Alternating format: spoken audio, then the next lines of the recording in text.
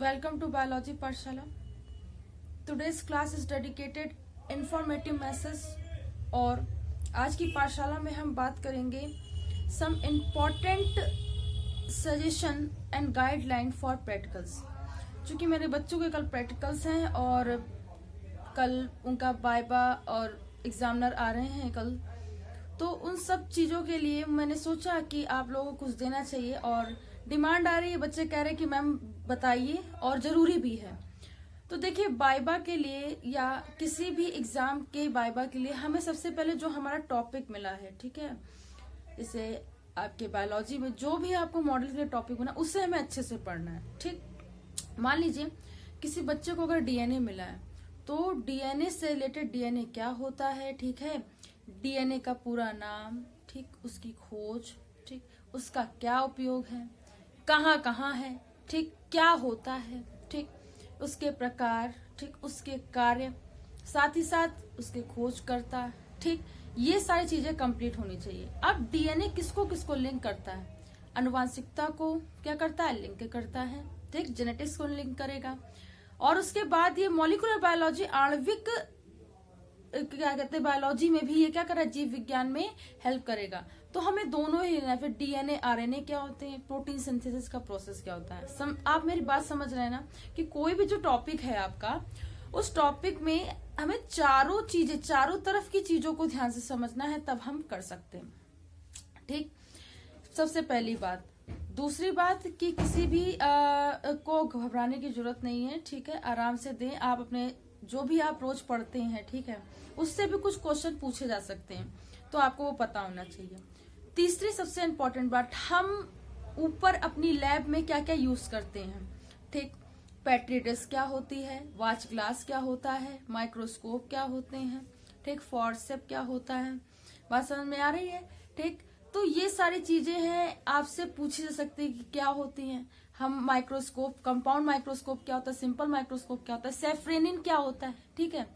तो देखिए, petri dish जो होती है वो कैसी होती है, आप देखें पेट्री डिश गहरी होती है, वाच ग्लास गहरा नहीं होता है, ठीक है, ये अंतर होता है। एक ट्रे होती है, ठीक है, और आपने देखा होगा कि जो हम लोग व्हाइट कलर का जो सोल्यूशन यूज करते हैं वो ग्लिसरीन होता है, रेड कलर का सेफ्रेनिन होता है, ग्रीन कलर का फास्ट ग्रीन होता है। ठीक, इन सब का क्यों यूज करते हैं? देखो, साइटोप्लाज्मिक स्टडी के लिए, ठीक है, हम इनका यूज करते हैं। ठीक, cytoplasmic study, sorry cytological, cytoplasmic नहीं, साइटोलॉजिकल मतलब कोशिकीय और ऊतकीय संरचना को अध्ययन करने के लिए हम इसका क्या करते हैं? यूज करते हैं। ये हमें पता होना चाहिए। ग्लिसरीन क्यों करते हैं? एब्जॉर्प्शन के लिए करते हैं, ताकि एब्जॉर्ब कर ले तो हम स्टडी उसके अच्छे से कर सकें। तो ये सारे पॉइंट हमें आने चाहिए। माइक्रोस्कोप का कौन सा यूज किया जाता है, सिंपल कौन सा होता है, कंपाउंड कौन सा होता है।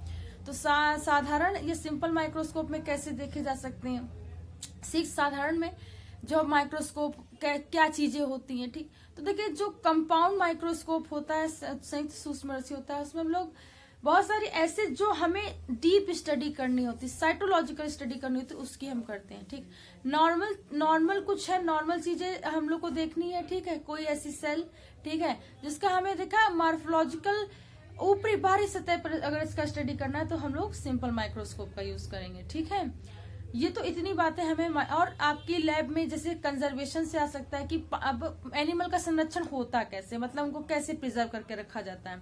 तो प्रिजर्व करने के लिए जैसे क्या आ जाता है, एक हमने बताया था प्रिजर्वेशन के बारे में, कि जैसे कि मान लीजिए आपको सबसे अच्छा क्या होता है कि फॉर्मेलिन 40% सोल्यूशन होता है। किसका होता है? फॉर्मेल्डिहाइड का। तो फॉर्मेलिन में क्या किया जाता है? एनिमल को क्या कहते हैं? संरक्षित किया जाता है। ठीक है, तो ये भी याद रखेंगे।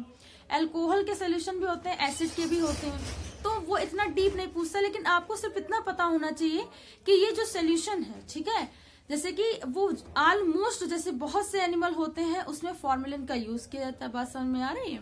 क्योंकि फॉर्मेलिन बनाना आसान है और इसका मतलब कॉस्टली भी ज्यादा नहीं होता है, इसलिए ज्यादा यूज करता है। कुछ अल्कोहल में भी होता है, कुछ एसिड में भी रखे जाते हैं, तो ये बात हमें पता होनी चाहिए। ठीक, साथ ही साथ आपको संघ का भी ज्ञान होना चाहिए। प्रोटोजोआ, पोरीफेरा, प्लेटीहेल्मिन्थीज, एस्केहेल्मिन्थीज, ठीक है, निडेरिया, ठीक है, Annelida, arthropoda, Pisces, apps, reptiles, mammals, amphibians. तो इन सारे के बारे में आपको थोड़ा पता होना चाहिए कि होते क्या, इनका वास स्थान, इनका कैरेक्टर क्या होता है। साथ ही साथ आपको ये भी पता होना चाहिए कि अनुकूलन है क्या। किसी भी, ठीक है, किसी भी जीव का उसके आसपास के माहौल के अनुसार अपने आप को ढालना अनुकूलन कहलाता है। तो जलीय अनुकूलन जल के अनुसार ढलने वाला अनुकूलन, ठीक। मरुस्थलीय अनुकूलन मरुस्थल के अनुसार क्या होने वाला अनुकूलन। तो इस तरीके का जो अनुकूलन होता है उसे बोलते हैं, ठीक है, जलीय और मरुस्थलीय अनुकूलन। जलीय अनुकूलन में क्या होता है, देखिए जलीय अनुकूलन जो होता है उसमें क्या होता है, जैसे फिशेज हैं, ठीक, रोहू है या डॉग फिश है, तो वो क्या करेंगी, अपनी जो उनमें अनुकूलन इस तरीके से होगा कि उनके शरीर के आकार में परिवर्तन आ जाएगा, ठीक है, शरीर के आकार में परिवर्तन आ जाएगा, आंखों में परिवर्तन आ जाएगा, ठीक है, उनकी बैली जो होती है उनमें परिवर्तन आ जाएगा, ठीक, उनकी संरचना शेप में परिवर्तन आ जाता है, ठीक। परिवर्तन के फलस्वरूप इनकी उपापचय क्रियाएं भी क्या हो जाती हैं, परिवर्तित हो जाती हैं। मरुस्थलीय में क्या लिखेंगे, देखिए जो मरुस्थलीय पौधे या क्या कहते हैं जंतु होते हैं उनमें क्या होता है कि देखिए मरुस्थल में होते हैं तो होता क्या है कि वहां पर वाटर की होती है कमी, तो वाटर को एब्जॉर्ब करने की एक विशेष तरीके की मतलब विशेष तरीके के नेचर ने कुछ प्रदान किया है, तो उसमें कुछ वाटर सेल्स होती हैं। जैसे ऊंट में क्या होती है, वाटर कैमल जो होता है उसमें वाटर सेल्स होती हैं, एब्जॉर्वेशन के लिए होती है, ठीक है, बात समझ में आ रही है। और इनमें क्या होता है, जैसे कि नागफनी का जो पौधा है उसमें कंटिकाएं पाई जाती हैं, स्पाइस पाई जाती हैं, उसकी वजह से होता है। तो ये सारी चीजें होती है, रफ स्किन होती है, बात समझ में आ रहा है। तो ये होते हैं मरुस्थलीय कुछ पौधे और जंतु के बारे में, ठीक, ये याद रखिए। अच्छा, जलीय पौधे जैसे हाइड्रिला है, तो हाइड्रिला क्या करेगा, देखिए इनके क्या, अब ये सबसे ज्यादा फ्रेजाइल होते हैं, ठीक है, बहुत ज्यादा मतलब इनका कैसा होता है, कोमल होता है बॉडी, ठीक है, हाइड्रिला की बात करें, ठीक, और सबसे ज्यादा जलीय होते हैं, ठीक, और इनमें क्या होता है कि वाटर एब्जॉर्प्शन की जो कैपेसिटी है ज्यादा होती है, ठीक है, बात समझ में आ रही। तो ये इसके कुछ कैरेक्टर होते हैं। और आपको याद होना चाहिए कि देखिए कोशिका विभाजन क्या होता है, कोशिका विभाजन दो प्रकार से होता है, एक समसूत्री विभाजन, एक अर्धसूत्री विभाजन। समसूत्री विभाजन में एक पुत्री कोशिका से दो पुत्री, एक मात्र कोशिका से दो पुत्री कोशिकाओं का निर्माण होता है, यानी वन सेल से टू डॉटर सेल्स का निर्माण होता है। देखिए इसकी फेजेस कौन कौन सी होती है, तो देखिए इसको बोलते हैं पमाट, यानी कि प्रोफेज, मेटाफेज, एनाफेज, टेलोफेज, ठीक। टेलोफेज तक वन मदर सेल से टू डॉटर सेल्स का फॉर्मेशन हो जाता है, बात समझ में आ रही। उसी तरीके से क्या होता है कि अर्धसूत्री विभाजन में एक मात्र कोशिका से चार पुत्री कोशिकाओं का निर्माण होता है, और इसमें क्या होता है कि वन मदर सेल से फोर डॉटर सेल्स का निर्माण होता है, ठीक है। और इस प्रकार के सेल डिवीजन की जो स्टेजेस होती है बहुत सारी होती है, सब स्टेजेस देखिए याद रखिए, पहले तो पमाट से याद रखोगे, प्रोफेज, ठीक है, एनाफेज, पमाट, प्रोफेज, मेटाफेज, एनाफेज और टेलोफेज। फिर इस प्रोफेज की भी कई क्या होती हैं, सब स्टेज होती हैं। अब उसको याद करने के लिए आप हमसे याद रखिए, लंगड़ा जिराफ पहुंचा देहरादून, लंगड़ा लंगड़ा जिराफ पहुंचा देहरादून। तो लेप्टोटिन लंगड़ा, जिराफ, जाइगोटिन पहुंचा, पैकेटिन देहरा, यानी कि डिप्लोटिन देहरादून, डाइकाइनेसिस। तो इस तरीके से याद कर सकते हैं, ठीक। ये सारी फिर होता है, ठीक है, metaphase first, anaphase first, telophase first, फिर मेटाफेज सेकंड, ठीक है, एनाफेज सेकंड, टेलोफेज सेकंड। और टेलोफेज सेकंड तक क्या होता है कि ये जो सारी चीजें होती हैं वो पूरा एक मात्र कोशिका से चार पुत्री कोशिका, वन मदर सेल से फोर डॉटर सेल्स का फॉर्मेशन हो जाता है। आपसे क्वेश्चन पूछा जाता है कि कौन से स्टेजेस में जो क्रोमोसोम होते हैं सबसे ज्यादा डिस्टिंक्ट दिखाई देते हैं, तो उस क्रोमोसोम को क्या कहते हैं, उस क्रोमोसोम को मेटाफेज कहते हैं, ठीक है। मेटाफेज से रिलेटेड काफी सारे आपसे क्वेश्चन पूछे जाएंगे, तो डिस्टिंक्ट होते हैं। अच्छा, सेल डिवीजन को रोकने वाला एक सोल्यूशन होता है, उसे कॉल्चिसिन बोलते हैं। क्या बोलते हैं, कॉल्चिसिन, ये भी याद रखिएगा।